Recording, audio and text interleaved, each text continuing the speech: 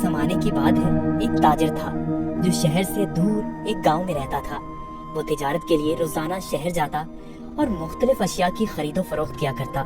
तिजारत करने के लिए उसके पास एक गधा था। वो गधे पर सामान लाद कर रोजाना शहर जाया करता।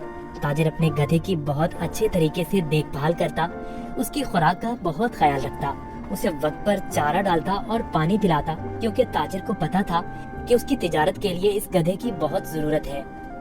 गधा बहुत सेहतमंद था। ताजिर बहुत सारा सामान एक साथ गधे पर लाद कर फरोख्त के लिए शहर ले जाता, लेकिन उसका गधा बहुत कामचोर और आलसी था। उसको भागना दौड़ना खाना पीना बहुत पसंद था। आज फिर शहर जाना पड़ेगा। मुझे हमेशा छुट्टियां क्यों नहीं हो जाती?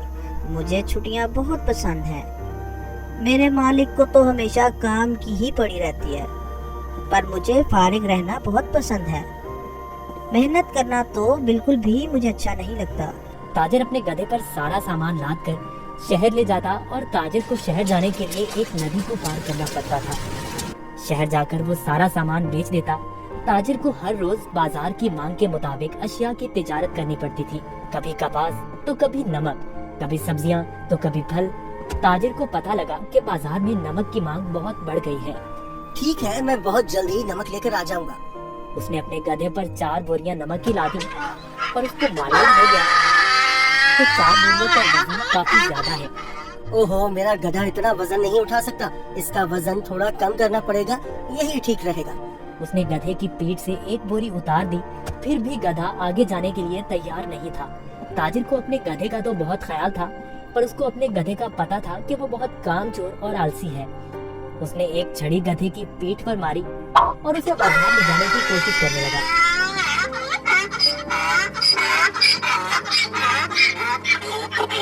चलो, मुझे पता है तुम बहुत आलसी हो। तुम्हें शहर जाना बहुत जरूरी है, क्योंकि बाजार में इस वक्त नमक की बहुत मांग है।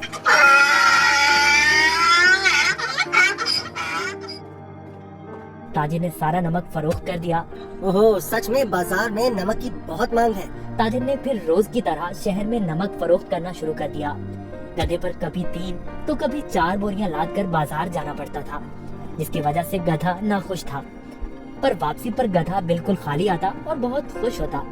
रोज की तरह ताजिर ने फिर से 4 बोरी गधे की पीठ पर लादी और शहर की तरफ निकल पड़ा। जब वो नदी के पास पहुंचा तो उसे पानी ज्यादा नजर आया।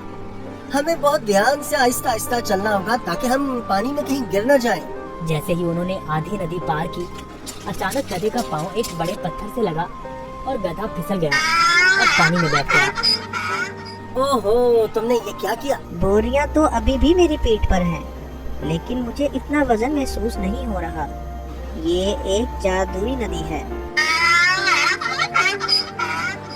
गधा इस बात से हैरान था कि नदी में फिसलने की वजह से उन बोरियों का सारा नमक नदी में घुल गया था और बोरियों में से नमक खत्म हो चुका था। इसकी वजह से गधे को वजन महसूस नहीं हो रहा था, क्योंकि बोरियों में नमक बचा ही नहीं था, सब खत्म हो चुका था। ओहो, मेरी सारी मेहनत जाया हो गई। अब मैं शहर जाकर क्या करूँगा? सारा नमक तो बह गया है। शुक्र है खुदा का, मेरा गधा दोस्त सही सलामत है। गधे को कुछ नहीं हुआ। अब शहर जाने का कोई फायदा नहीं। मुझे अब घर जाना चाहिए। वाह, कोई वजन भी नहीं और काम भी नहीं। ये तो कमाल की नदी है। फिर अगले दिन ताजिर ने 4 बोरियां गधे की पीठ पर लाद दी और शहर की तरफ निकल पड़ा।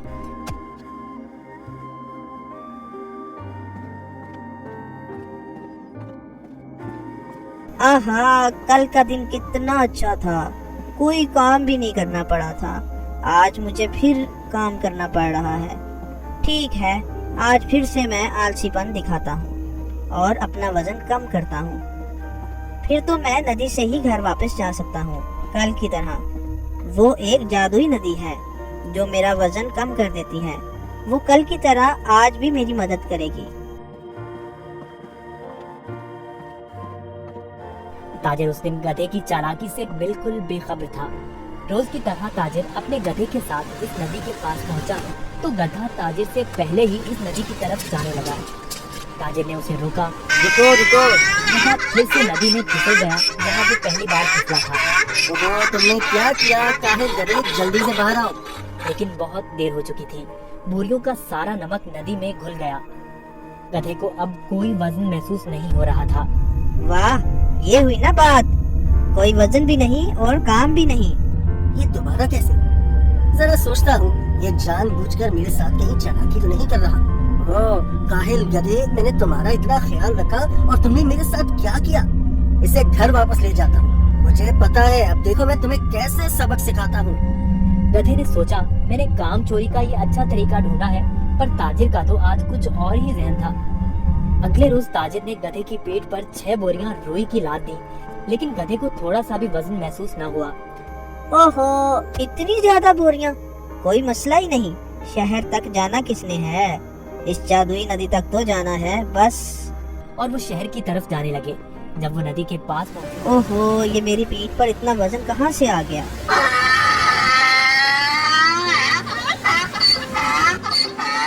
ताजिर बहुत समझदार आदमी था।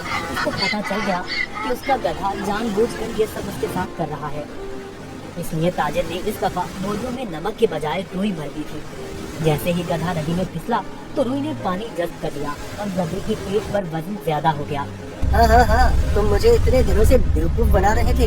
तुम्हारी इस हरकत से मेरा बहुत नुकसान हुआ है। तुम्हें इस बात का अंदाजा भी है क्या? अब तुम इसी तरह बोरियों के साथ घर जाओगे। गधे को उन बोरियों के साथ ही घर आना पड़ा। इस तरह गधे ने अपना सबक सीख लिया और उस दिन के बाद गधे ने कभी नदी में फिसलने की हिम्मत न की। इसलिए नतीजा, जैसा करोगे वैसा भरोगे।